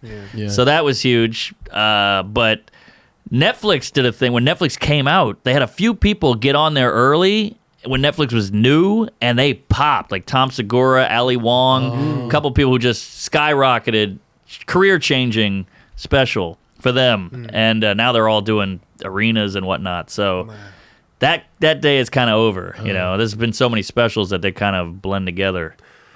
Is But- it hard for a comedian to come up nowadays in the terms of like, making a living doing it? Because like I feel like in skateboarding, another parallel, I mean, it's very hard nowadays for Yeah. skaters to come up and make a living. There's pro skaters out there that are pro and have a job. Wow. You know, they're out there working 2 jobs to skate and stuff. So wow, yeah, I think it is. It's bittersweet, as I said before, with the internet, because you can pop quick. Yeah. But I think if you really want to continue and have longevity, you got to keep writing. And comics are inherently lazy, so we go, hey, I don't want a day job. I'll write a couple zingers. I'm a funny guy. But you gotta focus and do the work. It's the same with skating, I'm sure. You gotta actually get out there and learn the new tricks and keep up with the young guys. And it's the only way to stay in it. Sure. Sometimes it's not like in skating. Like maybe you're not trying to stay up with the young guys. You know, it's like sometimes it's counterproductive to look at the next person and try to compare. That's true. And That's try true to too. figure out like, this guy's doing this. I should be doing this. Right. But it's like, no, you should be doing your own thing. Right. You know, What feels like natural and comfortable for to you. sure, Yeah. for sure. And I'm sure it's same with you. Yeah, you know? everybody's got a different path. Everybody's got a different path. You're rapid firing them off. There you go. You know, And- and people are telling stories. Yeah. But you're still going. You're 78 years old. You know, you're still going. I'm 79. Yeah. Happy birthday, Dubs. Yeah. No, I'm not skating as much as I used to. I mean, I'm definitely skating, but Yeah. I mean, I would like for myself to skate more, but I mean, I had a kid. I got so much going on. I got Sure. endeavors, you know. So I got Yeah. this. It's so hard on the it's body, really- man. Of course. You know. Dude. That's what I'm saying. You know who really did a good job of just keeping relevant is Costin. Yeah. He's everywhere. Yeah. He's like hosting things. Yeah. He's a legend. He's Yeah. probably been the best skateboarder to actually do it, to be honest, in my Whoa. opinion. Like that brought skating to the next level. And Or then, like, street skating. Yeah, for street sure. skating. time. sure. That's what I think I personally. mean, but- it's almost like, you know, we got the Tony Hawk. He's a spokesperson. Of course. Of skating. But the Costin's like, I feel like he could be, and maybe somewhat is, but he could be that spokesperson also for skateboarding as is street skating too. Yeah, you know? definitely. Yeah. Definitely. Because he's one of the best. So one good. of the best to do it. Best So styles. Just his part in Mouse raw is talent. fucking insane. Bananas. Yeah. He killed that. But he's also got the kind of the gift of gab. He can be a good host. He's gifted in that way. Yeah, so he's got a great personality. So Yeah. that goes a long way. exactly. And he really embraces the new guys coming up, Yeah. which I think is smart. Definitely. you have to. You have it's to. a young kid's sport. Exactly. Pretty Yeah, much. I mean, Yeah. But there's a Battle of the Barracks. Sometimes I'll watch those for 3 hours in a YouTube wormhole. And he goes up against somebody, and the guy just creams him. And you're like, oh, wow, this is kind of a real... This ain't no joke anymore. Like, we all love you, Air, but you're out. And I mean that lovingly, you know? Like, sure, that's just how it's just the natural progression. It's just the way the world works. Exactly yeah. it. I mean, I'm sure in comedy too. It's like you got the new upcoming comedians. Of course, that of are course. really doing it and pushing the envelope, and just you're not scared of them per se, but No. maybe it's like a little like, whoa, okay, maybe I got to Just step my light a game fire up, under you. or- Be like, okay, yeah, Yeah. I see you over there. Sure. Now I'm gonna write some fucking fire ass shit. Exactly. It's Yeah. good for you. But it's like you said, a lot of these older guys have 2 kids and they got to get them into school and get them to Right. college. And so you don't have all that daylight to just sleep in and then write jokes and perform and do the road as much. So yeah, it's, you know, it's the way of the world. Sounds like it's a grind. It is a grind. Sounds like it's a grind. I mean, like you said in the beginning, it was like you're doing 2 podcasts a day, going Yeah. to this, doing a set at night. I mean, And you have your really- own podcast too. yeah. Yeah, the comedians, I love it. They go to everyone's podcast. It's like, Yes. yeah, that's really skateboarding doesn't have that. Oh, really? There's only like 2 skateboard podcasts. There's There's a more few, than 2. yeah. Oh, There's yeah. a bunch There's a of handful. podcasts, Okay. but you know Handful. they're not. Handful. There's a handful for sure, but they're. I don't think they're on the same level as like a comedian's podcast. Sure. Because what do you guys do? You talk. You Yeah, know, and it's like exactly. you have fun, and it's easy for you to go on another comedian. You just bullshit. Right, right. Yeah. But I think a lot of these other skateboard podcasts, maybe they're really more based on interview questions, Yes, or they're yes. based on like kind of what's like news oriented stuff. It's not really like conversations. Yeah, You know what I well, mean? you know, you guys are athletes, Yeah. so you put the proof is on the board. It's on the Yeah. street. Yeah, definitely. You know, whereas a comic, the proof is on the mic anyway. So Mm-hmm. you gotta bring it on a stage or on a pod. I think podcasts nowadays are huge, especially for like comedians. Too. Huge. It's like I think podcasts are. You know, you talk about YouTube videos, but I mean, just being on a podcast is huge. Yeah. Promotion. I mean, you guys are going on each other's podcasts. You got to and do it. That's that's some money right there. Oh, you're touching so many different people from, like, obviously from their fan base. Yeah, Now right. They're seeing you like, wow. Well, that's It's opening up a lot of different doors for I'm sure. Totally. finding more comedians now because you're like I found out who Rick Glassman was. 'Cause Oh of you. yeah, I love Rick. Yeah, I mean, like just seeing how I'm finding all these new comedians through you guys doing that, and it's pretty rad. It's a cool look. It's a bit of a chore sometimes. Like I have to do my podcast and I have to do my friend's podcast, and you're scheduling and all that. And I have a podcast where we drink hard, so that really wears on you too. But the beauty of podcasting, and this is what no one tells you. Comedy, you like a comedian not just because they're funny, but you feel something, a connection. This is my guy, or this is my lady. They're talking. He's Asian, I'm Asian. I connect, or whatever it is. So podcasting gets you right in there. There's no like, let me search this person and let me listen to his set, see if I like it. Not for me. Podcasting is just now you know me. Right. You know, because comedy is all about. Like in the 80s, it's like, I'm the fat guy. I'm the gay guy. Like you had a persona, you had an easy, accessible theme to your act. Where now you can get all that out with podcasting. Instead, you don't have to do it in your act. Does that make sense? Yeah, totally. No, for sure. So they think they know you. They come to shows, they're like, hey, how's the car running? Hey, you still skating? You're like, damn. Yeah. You know more about me than my father. Yeah. You know? Trust me. Doing this podcast here, it's the same. We all had skateboard careers. I mean, they're still going, but you know, it's like coming out with a video part. You know, it's like cool. Like, hey, great video part. When we started this podcast, it turned into going from great skate part to like you were saying, like how's the car running? Yeah. How's like they know you? Oh yeah. Like they're eating breakfast or dinner to you and stuff like that. So it's definitely different. Totally. It's different. Well, It's more personal. They know so much about you, but you don't know anything about them. And you're like, but how? What? You don't know what to do. You're like, oh, thanks for listening, but I gotta go. Half the time, we're starting to know some of these guys. Oh, for sure. Oh, no, there is, starting for sure. But There's again, they know us a more personal level because based on how we're speaking. But also, we talk about so much shit that I don't remember. Of course. I don't know of what course. the hell they're talking about. Yeah. They come up, they're like, dude, that was so. I'm like, I I know. have no idea what you're talking about. And they I'm think sorry. you know. Right. They're like, you remember when you talked about that on the 3rd episode on July whatever? You're like, it's all a blur. Especially the drinking episode. Yeah, you got that right. But like, it's great. You were in my home in, 1998? Like you were, I was watching you. It's crazy. It's crazy. I was watching you last night. I'll take it. Yeah. No, dude, it's amazing, man. I mean, obviously the power of the fucking internet. It gets people familiar with so many people across the world that Yes. it's a blessing and a curse at Exactly. the same time, man. Exactly. Yeah. It's like fire. It could burn your house down, but it can cook your food. It's true. Is there any other comedians that you knew that grew up skateboarding? Like famous big ones? Not really. No, I mean New Orleans was a small scene. Nobody really broke out. I don't think. I mean, no, not really. No one up top. Like I don't know. Who did I hear? Did Bert skateboard when he was a kid or anything? Or like Bert Kreischer? Yeah. I don't think so. He was like a jock kind of guy. Oh. But there's like Jason Lee was a guy. I was like, oh, this guy went from skating to TV. Right. How cool is that? Then Steve Barra, I think, was on TV a few times. He was. Yeah. So like that was cool to me. Seeing like, oh wow, you can.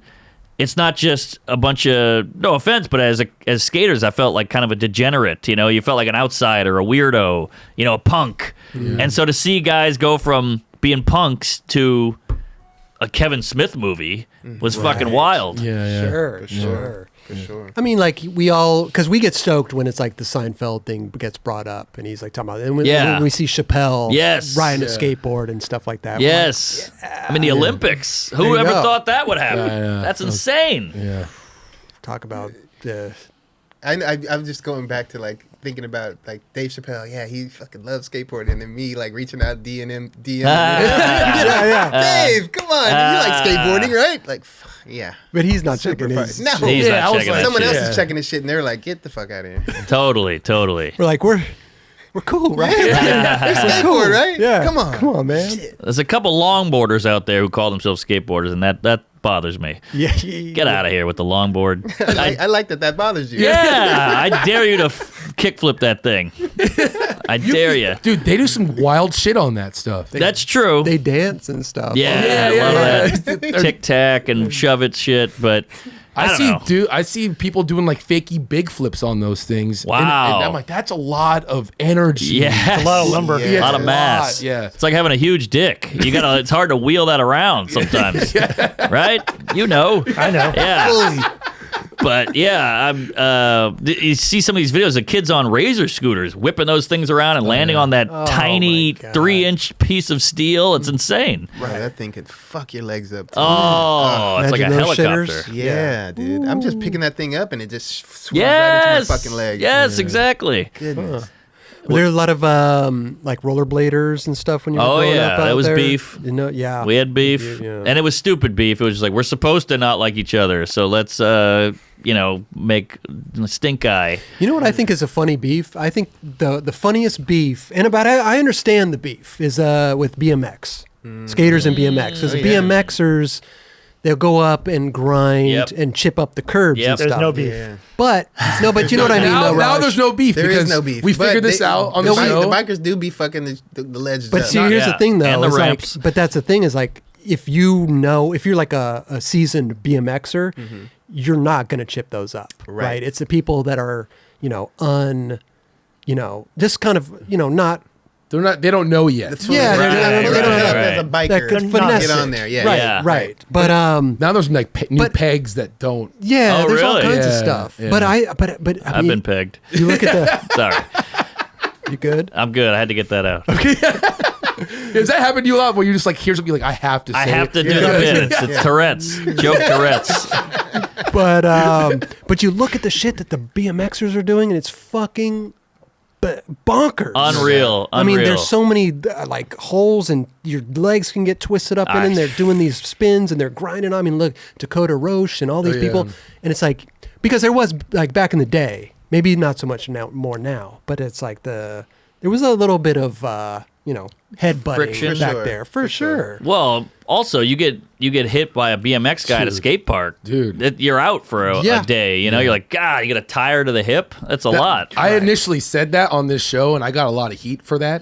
But like that was true. Yes, it's true. No, No malice. Yeah, Because it's they're just- so quiet. Oh yeah, because like you can't Right, hear them, right. So you could be skating, and they didn't allow BMXers at my skate park. The cops would come and kick them out. Whoa. Because of people would get so fucked up, like not seeing it, and it's all good, like whatever. But Sure. I just those BMXers probably take the hardest slams. Oh, yeah. at any like sport Tough like that. guys. That's what I'm saying. I mean, the reason I brought it up is because of like rollerblading, beef, scootering. Like, Yeah. there's certain things, but then like us growing up, it was like that we had that thing with the bike, the BMXers, and it's just like And scooters. yeah, and scooters, but it's just like the BMXers are the gnarliest. Gnarliest Like, guys. I look at those guys and I'm like, dude, they're jumping off buildings. I know. I mean, those dirt ramp things my they God. do, it's insane. Like, how did you learn that you could backflip? Yeah. You know, like, how do you even start that process? The first try must have been the scariest thing ever. I got to find a foam pit or something. 'Cause I'm Yeah. not doing that. Now, the bike Exactly. industry, they've evolved tremendously, man. What the fuck they're doing now Really? from what they were doing 10 Oh, years my ago God. is like insane. Oh, wow. Who was the guy? Dave Mirra was the guy when I was younger. The R.I.P. X-Game. Yeah, but Matt Hoffman obviously is the Tony Hawk of that, I think. Yeah. Right. But I don't know the new guys. I don't know either. either. It's fun. I don't follow BMXing, but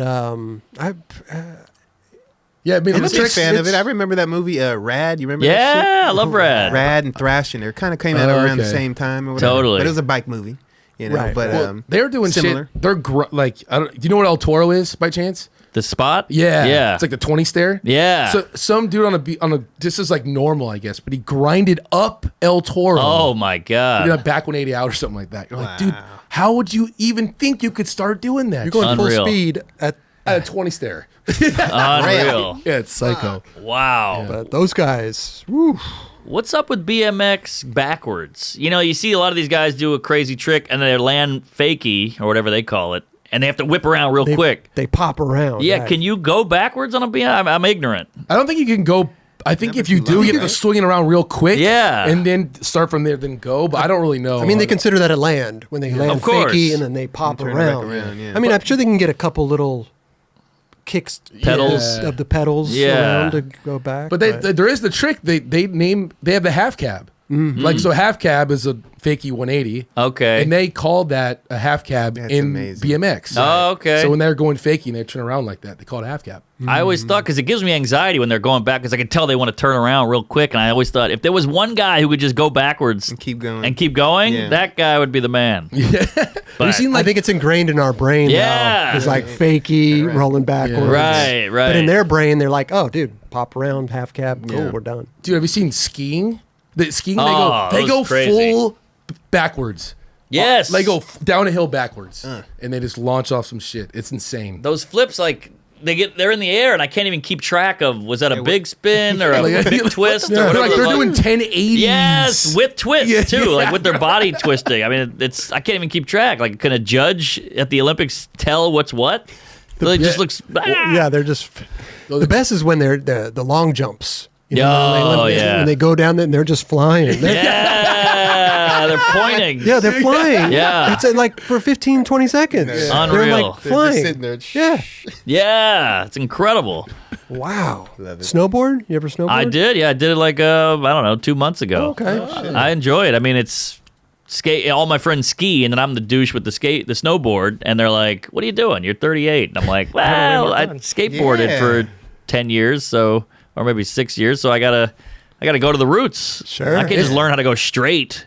It just feels wrong. I got to be sideways. You Yeah. guys are all old Yeah. riding your little skis, like you didn't evolve to riding your snowboard. Yeah. Well, isn't there somewhat of a beef between skiers and Oh yeah, I think snowboarders? so. I think Is with there? the ski stereotype, it's some waspy, blonde, white, rich guy, and then the snowboarders are kind of a little more, punky and rugged. More They're like, skateboard. the Yeah. skaters on the snow. Yeah. Yeah, exactly. Skaters on the snow. You doing tabletops and you jump in and stuff like that? No. You're just cruising. I'm cruising and maybe a little hop here, and then I'll maybe do a 180 and then freak out and slip, But I gotta say, and it's the same with BMX. I love the simplicity of a skateboard. I love that it's just there and not there. This shit with the snowboard, you gotta click it on. Yeah. The boot, you gotta rent. You gotta buy the equipment. You gotta rent it. You gotta put 8 million pounds of clothes on and goggles and gloves. I hate all that shit. It's the same with stand-up. I just go up there with my brain and my microphone, and that's it. And the audience is there. The mic is there. The speakers are there. The stage is there. It's the same with skateboarding. The steps are there. The rail is there. Got me and my board, I'm good. That's Yeah. it. So right. Yeah. Yeah. So true. Zen, it's minimal. It is, dude. Love that. Do you get along? I don't know. I was going to say, do you get along with a lot of because if you're going to go do a set and there's other comedians there who are on the bill the tonight, lineup? Yeah, the lineup. Are you like, oh my God, I got to go, this guy, I got to follow the. Oh, sure, of course. I mean, there's just murderers out there, like these guys who've been doing comedy 40 years in New York who never really pop, but they're just beasts and just have this set that is bulletproof. And you got to go up there and work your new shit because they're not worried about specials or Netflix. They're just like, I kill, and then I go home to my small apartment. They're like lifers. That's it. Yeah. And so following those guys or gals is tough. Tough, because you want to work out and try some new and polish some material, and they're Sure. just bringing the heat. And but it keeps you honest. That must be interesting to have. You're going to go to a place, whatever, try out material. Somebody before you comes on and kills. Yeah. That must switch up your whole game. completely. Yeah, I completely. might go back to my other shit. Yeah, Yeah, that's what Let's happens. just go back. That's what tends to happen. Yeah. But like Jay Leno had this old story because Pryor was the guy. Pryor was unbeatable, was just the funniest guy on the planet, murdered everywhere, famous. So he would go to the Comedy Store back in the late 70s, and the place would go nuts, and he was just filthy and raw and on it and killing. best. And Leno said, "Oh, I thought I had an hour. Then I'd go on after Pryor. I realized I had 15 minutes." Because they're like, "Oh, this isn't good." He thought he had so much, but it was all bombing. But if it was actually good, it would land after Pryor, and that was how he could tell what was the good stuff. So he would just have to throw all the other stuff out. Damn. So when you're going into a club, is it better to go first or last? Or in the middle? Probably in the middle. The the middle, middle's yeah. the sweet spot because the first guy has to kind of warm them up a little bit. There's a little, they're getting drinks. Yeah. It's a little more distraction. People are still maybe coming in. Yeah. Yeah. And then last is they're a little more tired. They've seen a lot of comedy. So middle is that cushy, sweet spot. It's almost been an hour and a half. They're getting antsy. Yeah. Ready to go. But if you're the second or third guy, now they got their drinks, they saw a guy or two or a gal, now they're ready. Now, can you request a spot? Or is Sure. it, yeah, okay. Sure. And like a lot of the big dogs come in and they're like, put me third. And you got to go, shit, I was third, but all right, that's that's how it goes. Oh, they go for higher ranking. Yeah, yeah. I mean, if Chris Rock walks in and goes, I'm going third, you go, you got that right. Yes, sir. You're going third. Yeah, I'm going fourth now. All right. Are you like who is he? Yeah, I mean, who's deciding this? Is they coming in and all the comedians talking about this, or is there a set person? It's a comedy club, so it's got a manager and a booker and all that. And the manager goes, "Oh, Chris Rock's here," because it helps the club. Yeah. The audience sees it and they go, "We're coming back here," or "We're going to tell our friends," and it's just great publicity for the club. And so they love it when these guys come in. Absolutely. So yeah. So they're going to the booker, and then he's telling you like, "Oh, hey, Yeah. Rock's here. You gotta." Exactly. Okay. So the manager comes over to you, and goes, "You're going fourth now. Rock's here," and you go, "Okay, great." Right. And that's just. This is how it is, and then one day maybe I'll be in that position, and that's how you got to look at it. Yeah. Right. Are you, when comedians are going up before you, are you reading the crowd to see what they're laughing at and stuff like that? Oh yeah, that's another advantage of going in the middle or going at the end. You get to see, they hate dirty. Oh, they're sensitive. Oh, they're a little rowdy or whatever. So you can get some data. Yeah. Can before the you crowd go. aging there? Can the Yeah. crowd change from same spot from night to night? What do you mean? Like you said, like, oh, they don't like dirty, they don't like this, or they're sensitive. But you're in the same club, 2 different nights, can that crowd change? Or is it kind of the same? Are clubs known for certain? Oh, the crowds? club itself. Yeah. Yeah, some clubs are a little grittier, a little like anything flies there, and then some clubs are a little more buttoned up. Right. And if you're clean, you'll probably do better at this club, but if you're dirty, you'll probably do better at this club, and vice versa. So It's so interesting. I know, The it's inner fascinating. workings. It is. sick. I love it. But the key, the only through line, the only constant is just be as funny as you can be. Whether you're clean, dirty, whatever, funny wins. Sure. So even if you're the dirty guy at the clean club and you're hilarious, you'll be fine. You'll be fine. Yeah. Right. Well, I on your Instagram, you post like a lot of heckling stuff. Yeah.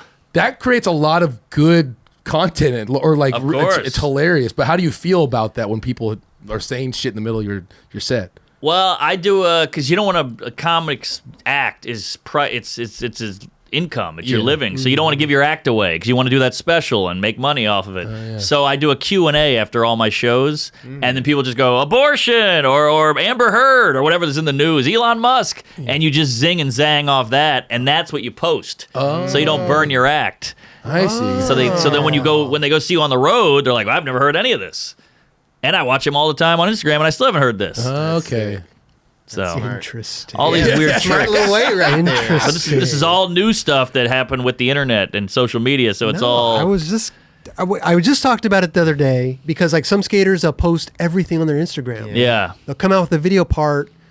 I'm not fully blown away by their video part. It's amazing skateboarding, but I've seen it Right. on Instagram. Yeah. I've pretty much seen their whole video part. They did that Right. one trick at a different spot. Yeah. But in the video, it's the same trick at another spot. Yeah, You're but like, I've already Yeah. seen it. It's a little different because it's polished up. It's got music to it. 100%. I'm not Yeah, saying yeah. it's Sure. bad. I'm just saying that you I get to feel you see on that. that, But for now sure. what you're saying is you're posting the Q&A because you're not wanting to blow your Your set act. on Yeah. the Yeah. Exactly. It's so interesting. That's Yeah. super Huh. interesting. That's why skateboarding. I'm like, I don't know how you have to just keep getting better. Like what else can you do? That's why we're sitting here at the podcast. Yeah, exactly. But it's a beautiful thing, and you love it. So I Right, get it. right. But it's tough to make a living on anything, I guess. Who's filming you? Do they just have cameras I set up? hire or- a guy now. It's a whole new industry. It used to just be about writing jokes and killing and getting booked, and now it's like you got to gotta- do that and have a podcast and hire a video guy and an layers. editor. It's wild, but So- again, bittersweet. So the video guy comes to your set, sets Yep. up in the back. Yep, and every town's got a bunch, and they Really? need a job too. So it's kind of this. We're fueling each other a little bit. Like, so do you have someone coming tonight for your show? Tonight, no, but I think because tonight's a showcase, but I'm going on the road to Denver this weekend, Okay. and I already got a guy there. Oh, sick. Yeah. How are you Nice. finding? Do you have somebody? Word that, of mouth. Hey, Bob, you were in Denver. Did you have a filmer guy? Yeah, I'll give you his number. Okay, and now, Really? then I That's hit him up. sick. I love that comedians Love have. that. They have filmers. They Yeah. have filmers. You gotta have Yeah. it. You gotta have it. In every city. Every Shit. city's got a bunch, and they fight over who wants what and who gets to work with who. And then do they give you just the raw footage and then you got to cut it down, or are they making stuff for you? The good ones cut it themselves, so they can shoot, edit, caption, graphics, make it look cool, music. rad. So those are the good, but some guys just shoot and they go, here you go, deal with it. So then you got to get another guy to edit it. That's a whole Yeah. thing. It's a whole I would thing. just go for the guy that does it all. Let Of me get you course. guy. Of course. If you could get that guy. If you could get that guy. Yeah. Right. Yeah. Abilities. And hire him to be full time. Yeah. Wow, I didn't even realize. Yeah. that you had filmers. Layers. Because you're not allowed to. Tonight's gonna be my first time I've ever been to a show. What? Yeah, I'm like I'm huge fan tripping of, off that. Yeah. I'm really tripping I off took that. the hymen. Yeah, All right. That's exciting. but like you bring your phone and filming stuff is like a complete. Oh, no-no, they'll right? throw you out, yeah. Okay, yeah. Because that's again, okay. you could post it online. Yeah. You could burn someone's act, show it online, and ruin it. Or what if I'm working on a new offensive bit, but it's not done yet? Now you can post that, and they go, "Look at this fucking asshole," and you're like, "It's not done." But they don't care. They just go, "It sounds bad." Yeah. They go after that. Yeah. Damn. Yeah, it's a weird time. Sure. Wait, so what's going on with tonight's show? So like your opening or Tonight I'm doing the bar show, which is there's like 5 comics, so I'll Okay. just do 15 minutes, and then I'm gonna hightail it to the Orpheum. And I think 2 or 3 of us are opening for Aziz, who's going to do a full hour. oh wow. So I'm usually the headliner, but this is kind of nice because he sells it out. I can just show up at a theater, beautiful place, and just do my jokes and get drunk. Now, if you're, do you still get nervous, or do you just are you? Not really. No? I mean, the weird little shows where I'm like, oh, there's 8 people here. He's heckling. She's on her phone. That makes me nervous because I'm like, you guys are going to think I suck probably no matter what. Right. Because when comedy's like an orgy, it's gotta be everybody there. It's gotta be an audience, or else it's just you and 2 other guys. Like, well, this sucks. You know, you need the women, you need the men, you need everybody there, and it has to be like they always say, charge $1 for a show at least because people are invested. Otherwise, they'll heckle. They don't take it seriously. They're like, oh, you're free show. These guys must suck. So now they're going in with that. Interesting. So those are the hard shows. Okay. The free ones where they don't care and they're just like, you haven't made me laugh yet. I'm like, yeah, but you've been on your phone. You're not even listening. Yeah. So it's like sex where you need to be in the mood. You guys have to be ready. I can't just put a butt plug up your ass. You got to be here for comedy. You're like, why the fuck are they there then? You know what Yeah, I mean? exactly. right. Well, that's a whole other thing. That's got to drive you fucking crazy. Yeah. That if you're trying to do something and you look down and somebody's on their phone. It's wild. The inconsiderate that no one respects stand up. It's this weird thing where like some people are huge comedy fans, but then some people are just like taking photos, making out, getting drunk, doing shots, yelling stuff, and you're like, what are you doing here? Yeah, You know, you're at the wrong place. You wouldn't do that on Broadway at Hamilton. You know? Amazing. Yeah, because they Show respect some Hamilton. fucking respect. Shit. Yeah, because again, that's an expensive ticket, and you got to kind of dress up. It's a nice theater, so there's a little respect there. Comedy's bar room, brawling, back room, basement, cocktails. So there is, it's kind of cool. The cool thing about it, and it's also a detriment because it's like, oh, this is cool. We're just loosey goosey. We're having fun. We're riffing. We're raffing. We're saying crazy shit. But then with that comes the heckler or Yeah. the drunk or whatever. Do you kick out people a lot? I try not to because I feel like that's a little easy. Just go, get rid of that guy. Get rid of him. So I try to handle it because comedy, you have to have chops, which is like everybody can write a joke and tell a joke, but you got to be able to be quick on your feet. And I kind of almost, I don't want to say I like the guy, but it's good target practice because when you need that practice, you had it. Yeah. You know, when you're doing some crazy gig and you got to kill it, and if you're not ready, you're not prepared, you're screwed. You'll lose the whole audience. Damn. You got to be driving the bus. Do you like driving that bus? Oh, it's the best. Okay. Best. But you don't want to hit any road bumps. Hold on. All right. So yeah. Barking spider. Eldridge has farted in that Oh chair. yeah. Hey, me and Eric. In that chair. Well, there may be more, but they might have been silent. but That's deadly. true. There you go. You never There know. Did that come through, Raj? Loud and clear. Yeah. Hell yeah. Just checking. I want the audience to get a whiff. I love that. So Dude. it's amazing. I love that you guys have filmers. Oh, you got to do I it. love that.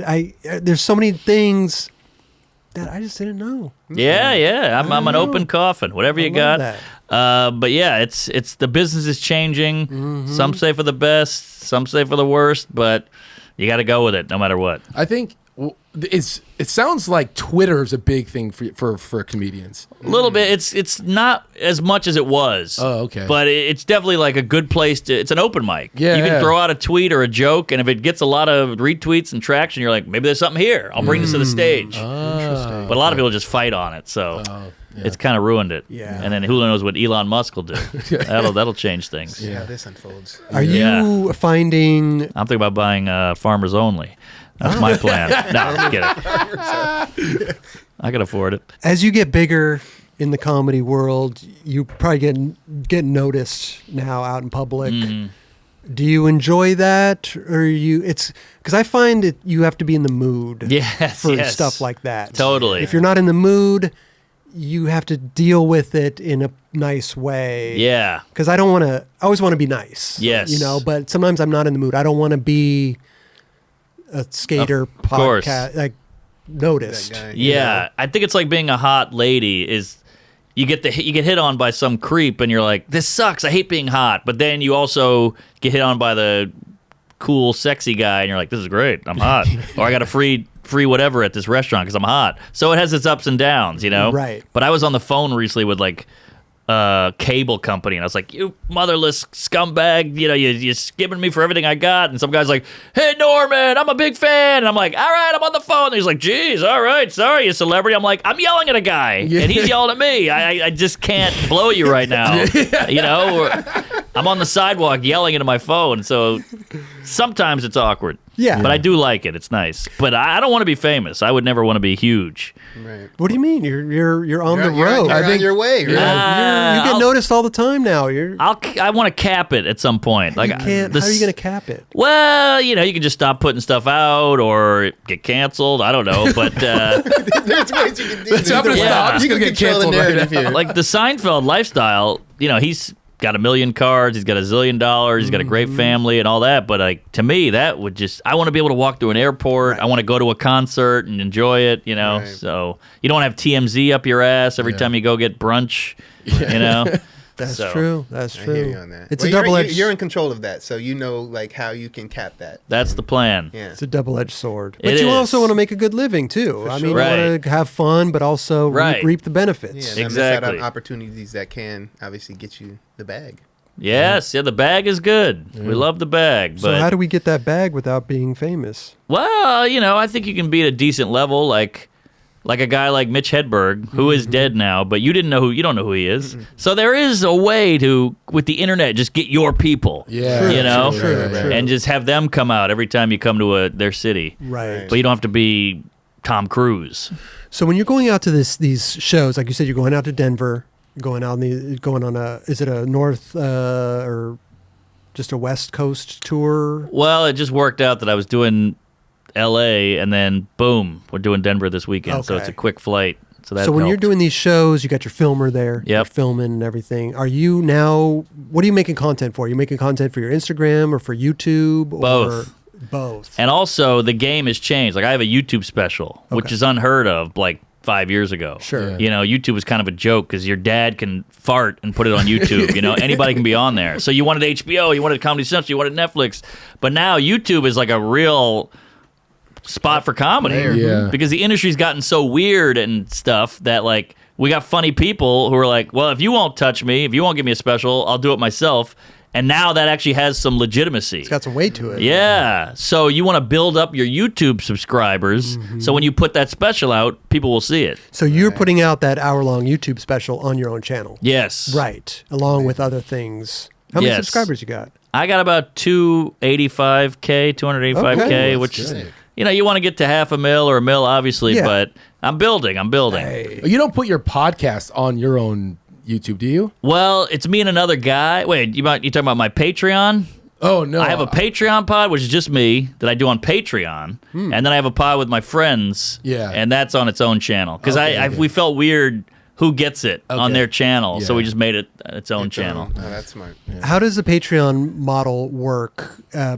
If you're doing a show by yourself on Patreon, are you taking are you going through YouTube or kind of? That's a good question. So this is my friend is this kind of innovative video guy, and he goes, people are starting to like you, so you're on these podcasts with other people, you're doing shows or whatever. He's like, let me follow you. We'll go on the road. You going out around New York doing 5 sets a night. I'll film all that. I'll make clips. We'll put the clips out. We'll tell people about the Patreon. They'll sign up, give you money. Now and I give them a podcast, so I just record on my own. So now they're getting a podcast of you and full videos of like Mark in DC. We shoot the whole weekend. We shoot behind the scenes. We shoot the show, the heckling, the dinner, the drunk, the whole thing, and put it all on that Patreon. So you're getting a podcast and a video. So the podcast is just audio. No just video. Audio. Okay. Yeah. Because the video, everybody wants to do the podcast with the video Right. podcast. It's tough. I thought you were sitting there by yourself with a camera on Patreon, maybe doing a Q&A with people. I could do that, but it's too much. It's a lot. You got to set it up, but lot. with this, I just got a mic in the hotel room, and I'm spewing And nonsense. how are you It's tough. picking topics You to talk kind about? of jot stuff down. You make a mental note. You go, oh, this guy at the airport did this, and Are then you doing a bit for them, or are you doing like their own personal like comedy show, or are you just just ranting and raving. Okay. Yeah, Okay. and it's humorous, but I wouldn't say it's bitty. how long are the? I try to do an hour. An hour. Oh, wow. Which is not easy. You know, you're hungover. You got a flight coming up, and you're like, I got to knock this freestyle. out, and then I got to send it to my guy. Yeah. And boy, your brain goes into some weird places because you can't have dead air. Yeah. So you're like, Yeah. bed sheets. I'll tell you. I don't know how the Klan did it. You know, I was. You just go into wacky places because you got to keep talking. I was a bedwetter. My sheets would have been yellow if I was in the Klan. You know, whatever it is, and you just, God, geez, I'm running out of shit here. You got to just keep going. Got to keep going, and boy, it gets tough. But it also kind of is zen-like. You're going to these crazy corners of your brain you never even went to before because you never had to. Do people amazing. people might say stuff on the internet to you like that they're offended about stuff? Do people ever come up in real life and say something to you like that? Rarely. The face-to-face is a whole different world. But Yeah. I put a joke on my Instagram yesterday about a Korean lady was heckling me, and I made a bunch of Korean jokes. And this guy commented like, hey, man, I'm Korean. I'm a fan, but this is lowbrow shit. This is insulting. This is offensive. You're better than that. So I DM'd him, and I was like, hey, man, let's take this off public. I hate all this public fighting. It's crazy. We're just doing this in front of 400,000 people or whatever. Right. You got a problem? Talk to me. So I DM'd him, and I was like, hey, man, I didn't mean to hurt you. I'm sorry you were offended. Me and that lady we took a photo after. I signed her book, whatever. It was fun. We're cool. I thought it was so silly that it couldn't have been racist. And he was like, I appreciate this. I'm taking my comment down. Fan for life. Amazing. And I'm like, there you go. Wouldn't it be nice if we could just do that all the time? Conversate. Yeah. Isn't Discuss. it? It's a weird Yeah. thing for people to comprehend these days. I know. But I, like, Conversate. but I like that you went on the side and you hit him on the DM. Totally. Like, Yeah. that, hey, I'm a real person, my guy. Like, Right. just, can you hear me out? Like, let me know what I did. And, Exactly. you know what I'm saying? I'm sorry on my behalf. Like, come on. Yeah. That's amazing. Conversation is dead these days. It really is. It really is. Fucked up. And it's so easy to just have a gut reaction like, this pissed me off. Ah, and he didn't think about it. And I could sense that he was more hurt than actually angry. So I was like, let me deal with this. And it all worked out. Yeah. But New Patreon member. yeah, hopefully. Amazing, dude. Yeah, thank you. Is there anything else we need to cover or any skate stuff? Or I don't want to keep you see. too long because you got a This show. guy got to get going. Shit. Wait, got a show hold coming on, up it's here. 6:46. 6:47. Holy shit. I think I have to go. Yeah. I have a show at 7 in the city. No. In Hollywood. Let's go. How long do we do here? It's going on hour 43. Oh, I gotta go. I'm fucked. Oh shit, I gotta Okay. bail. Well, But we'll wrap this man. up. Thank you so much for Hey, coming man. by, Serious. Mark. Thank It's a you. pleasure. Hey, come on, this is great. Dude, It's you're an the honor. man. Thank you so much. Usually we give people stuff on the show to take home, but we'll give you a couple things while you're walking out the door. All right, great. Lay it on me. Yes. I'll take anything. I'm a mooch. Mark Norman, thank you so much. Hell Hey, yeah. comedy. Yes.